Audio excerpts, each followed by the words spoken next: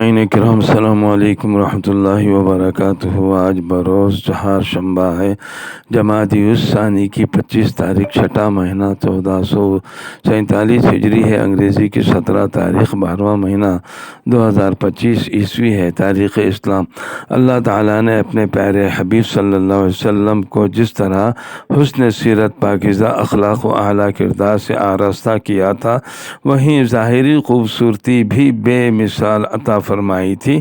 آپ کا رنگ گندمی، بال مبارک ہلکے گھنگریلے، آنکھیں بڑی سرمگین اور اس میں خوبصورت لال ڈورے تھے، دانت مبارک موتی کی طرح چمکدار تھے، داڑھی مبارک خوب گھنی تھی، دونوں منڈے بڑے اور مناسب تھے، سینے مبارک قدرے وسیع لیکن پیٹ کے بالکل برابر تھا، ایڑی مبارک گوشت سے پر، قدم مبارک درمیانی، جسم مبارک مناسب ترتیب پر، اور اعضائے نہایت ہی مضبوط تھے، گویا کہ آپ صلی اللہ علیہ وسلم سیرت و صورت کے پیکر اور حسن جمال کے نمونے تھے۔ حضرت جابر فرماتے ہیں، جب میں چاندنی رات میں چاند کو دیکھتا تو حضور کے چہرے انور کو دیکھتا تو خدا کی قسم آپ چاند سے کہیں زیادہ حسین نظر آتے تھے۔ تبارک اللہ احسن الخالقین۔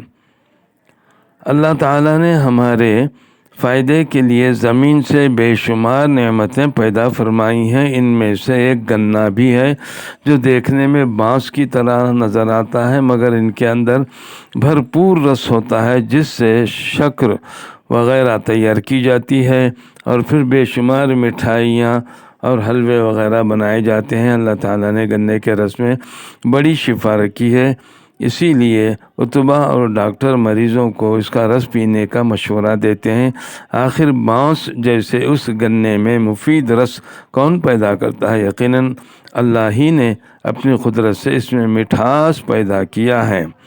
ترمذی شریف کی ایک حدیث 218 ان مجاہد رضی اللہ تعالیٰ عنہ سے مروی ہے، حضرت عبداللہ بن عباس سے کسی نے پوچھا کہ ایک شخص دن بھر روزے رکھتا ہے اور رات بھر نفل پڑھتا ہے، مگر جمعہ اور جماعت میں شریک نہیں ہوتا، اس کے متعلق کیا حکم ہے؟ انہوں نے فرمایا، یہ شخص جہنمی ہے۔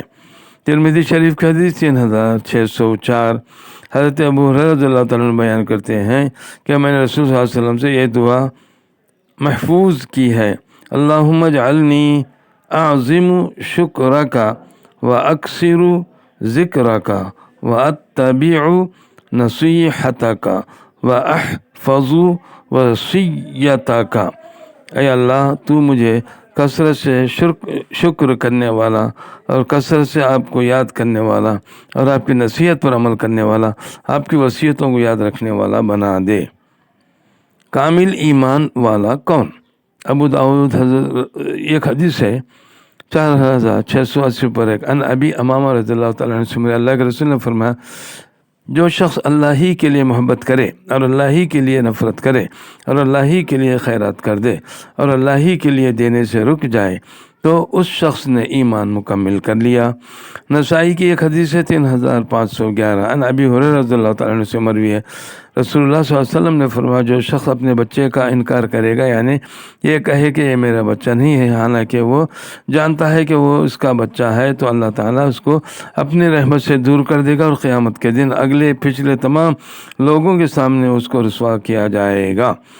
ترمذی شریف کی ایک اور حدیث ہے 2460 ان ابی ہریرہ رضی اللہ تعالیٰ عنہ سے مروی ہے، اللہ کے رسول نے فرمایا، اللہ تعالیٰ فرماتا ہے، اے ابن آدم، تو میری عبادت کے لیے فارغ ہو جا، میں تیرے سینے کو مالداری سے بھر دوں گا اور تیرے محتاجگی کو ختم کر دوں گا، اور اگر ایسا نہیں کرے گا تو میں تیرے سینے کو مشغولی سے بھر دوں گا اور تیری محتاجگی کو دور نہیں کروں گا۔ آخرت کے بارے میں سورہ کہف آیت نمبر 30.1 میں اللہ فرماتا ہے، اہل جنت کو سونے کے کنگن پہنائے جائیں گے اور سبز رنگ کے بارے میں اور موٹے ریشمی لباس پہنائے جائیں گے۔ طب نبوی سے علاج۔ مسند احمد کی ایک حدیث ہے 434 ان علی رضی اللہ تعالیٰ عنہ سے مروی ہے، اللہ کے رسول نے فرمایا، زچگی کی حالت میں تم اپنی عورتوں کو کچے کھجور کھلاؤ، اور اگر وہ نہ ملیں تو سوکھے کھجور ہی کھلاؤ۔ بچے کی پیدائش کے بعد کھجور کھانے سے عورت کے جسم کا بیکار، فاسد، غلیظ خون نکل جاتا ہے اور بدن کی کمزوری دور ہو جاتی ہے۔